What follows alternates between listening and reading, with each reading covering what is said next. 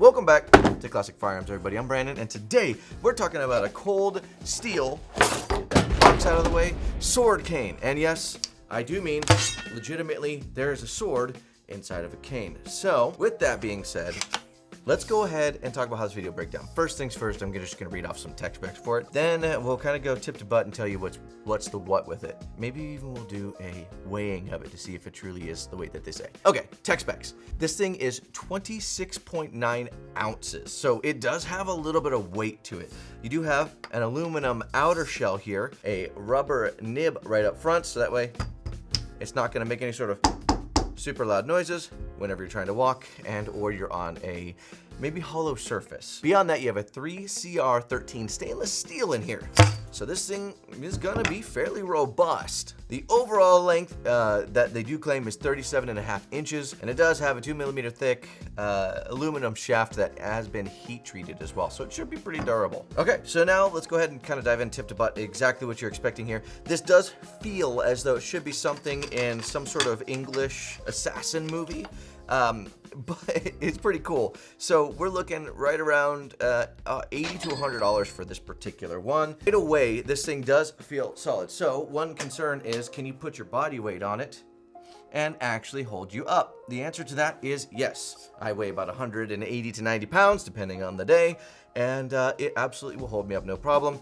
If you're walking and depending on this to actually move, it's gonna hold up just fine, because you do have heat-treated aluminum on the outside here, and again, you also have a steel structure of a sword on the inside. But with that being said, the locking mechanism for this. So the way it works is pretty simple. There's two rubber O-rings on the outside that can be removed and replaced if they do wear out over time. And you do have a nylon handle that does appear to be very robust just on holding it and using it initially.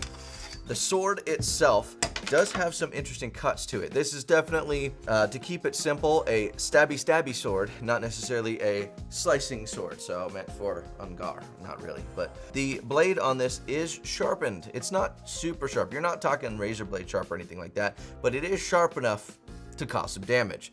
The point does come to a very sharp point, to where it would be easy to even puncture my own finger. And the reason why I say this is because sometimes in something like this, you may not actually expect it to be as sharp as it actually is. So you're talking, the sharpness of this thing is like really any standard knife that you're gonna see out there. Again, not razor blade sharp, definitely sharp enough to cause some damage. As you head on back, you can see that you do have a spine of the blade that is fairly thick on the back side of the blade. And then on the front side, it is a blade all the way up until about this point right here, at which point you do then get that just square rectangle as far as your steel goes. So very well built. This thing gives me the impression that it is solid. Being steel and nylon and aluminum, that does make sense.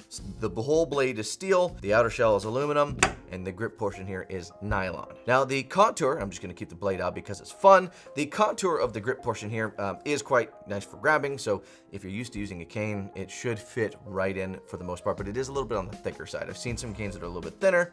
I'm not exactly a cane expert, but one thing that is nice here, there's a hole for a strap. Does not come with the strap in the box, but you can run pretty much any strap you want through here that'll fit through the hole at least, and have it attached to your wrist. So if you're worried about dropping it by mistake, that's not necessarily something that you have to worry about. There is no particular way that you're actually going to insert the blade. It is just round, and the only things holding it in place are the base here and the rubber nibs kind of putting a seal on it to make it water resistant. So that means that your blade is free floating inside this aluminum tube.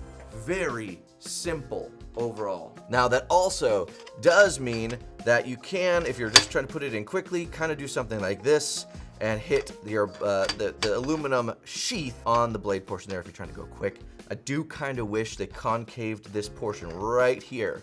So I guess one critique I had, if they concave this in and gave it a chamfer, so that way if it hits here, it just slides right over. All in all, that's not something you're really gonna run into often. This being as cheap as it actually is, I really expected this to be more expensive, is also gonna be something that is fairly attractive. Definitely a good gift for a grandfather or your dad, or just somebody who needs a cane in general, maybe even as a gag gift. But either way, it's a legitimately useful, cool tool. Moving on. That's pretty much all I have for you guys today. If you have any experiences with a cold steel cane that is a sword or a knife, please leave a review down below. We would love to see your comments. That's all I have for you guys today. God bless. Stay safe. I'm gonna go see how sharp this thing really is.